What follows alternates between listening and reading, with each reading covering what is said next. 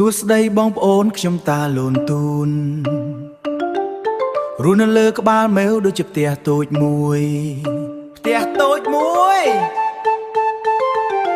មេវខ្ញុំវាចង្រៃចូលចិត្តលេងណាស់រត់លេងណាស់ធ្វើឲ្យខ្ញុំវិលមុខហើយមេវរត់ទៅនេះរត់ទៅនោះខ្ញុំអង្គុយលើក្បាលក្រវីក្បាលវក់វីផ្ទះខ្ញុំរងគួរដូចជារញ្ជួយដី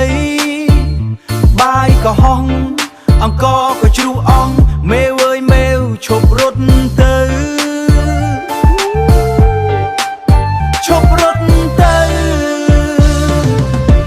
តាលូនទូនលើក្បាលមេវតាលូនទូនលើក្បាលមេវ TikTok ឡើងល្បីហើយមេវថតរូបខ្ញុំដាក់ក្នុងនឹងអ្នកណាក៏សើចពេញនឹងខ្មាស់គេណាគេឃើញខ្ញុំដួលក្នុងវីដេអូនឹងមុខខ្ញុំឡើងស្លេក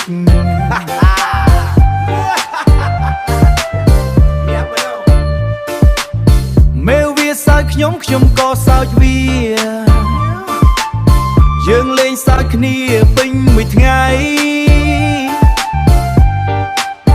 វីដេអូនេះលយ1 2 3មេវអើយឈប់សិនខ្ញុំចង់សម្រាកបន្តិចតែមេវាអត់ស្ដាប់ទេវារត់ទៀតហើយវិលមុខហើយវ៉ាបូ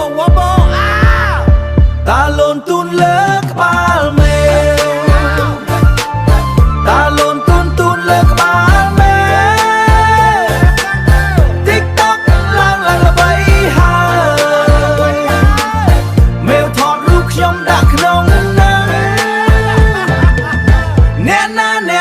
ក៏សើចពេញនឹង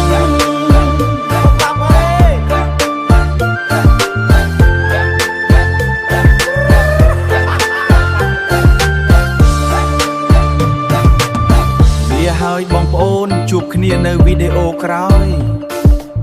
តាលូនទូននឹងម៉ៅសូមអរគុណមៀវបាយ